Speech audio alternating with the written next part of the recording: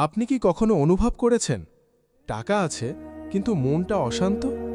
সব কিছু আছে কিন্তু ভেতরে যেন এক অদ্ভুত শূন্যতা।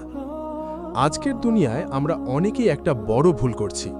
আমরা ভাবছি টাকা হলেই সুখ আসবে, কিন্তু বাস্তবতা কি তাই? একজন মানুষ সারা দিন পরিশ্রম করছে, আরও টাকা, আরও আয়, আরও বড় বাড়ি, আরও ভালো গাড়ি, কিন্তু রাতের বেলা যখন একা হয় তখন তার মনে প্রশ্ন জাগে, আমি কি সত্যি শান্তিতে আছি? ইসলাম আমাদের এই প্রশ্নের খুব সুন্দর উত্তর দিয়েছে।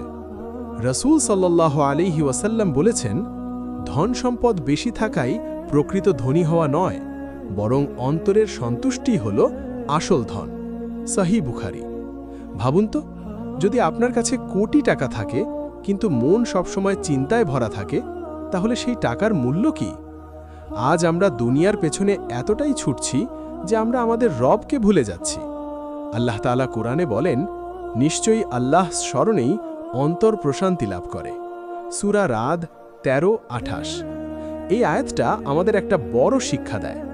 শান্তি টাকা দিয়ে কেনা যায় না, শান্তি আসে আল্লাহর সাথে সম্পর্ক থেকে। যখন আপনি নামাজে দাঁড়ান, যখন আপনি দোয়া করেন, যখন আপনি আল্লাহর উপর ভরসা রাখেন, তখন আপনার হৃদয় ধীরে ধীরে শান্ত হতে শুরু করে। কিন্তু আমরা কি করছি? আমরা দুনিয়ার জন্য সব কিছু দিচ্ছি আর আখিরাতের জন্য সময়ই দিচ্ছি না। মনে রাখবেন, টাকা দরকার, কিন্তু সেটাই জীবনের লক্ষ্য নয়। টাকা আপনার জীবনকে সহজ করতে পারে, কিন্তু শান্তি দিতে পারে না। আজ যদি আপনি সত্যিকারের শান্তি চান, তাহলে একটু থামুন, নিজেকে প্রশ্ন করুন, আমি কি আল্লাহর জন্য সময় দিচ্ছি? হয়তো আপনি বুঝতে পারবেন আপনি অনেক কিছু অর্জন করেছেন, কিন্তু সবচেয়ে গুরুত্বপূর্ণ জিনিসটা হারিয়ে ফেলেছেন, মানসিক শান্তি।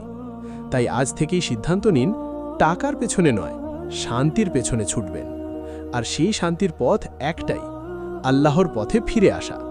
যদি এই ভিডিওটি আপনার হৃদয়ে লাগে, তাহলে লাইক দিন, শেয়ার করুন, আর এমন আরও ইসলামিক কন্টেন্টের জন্য সাবস্ক্রাইব করুন।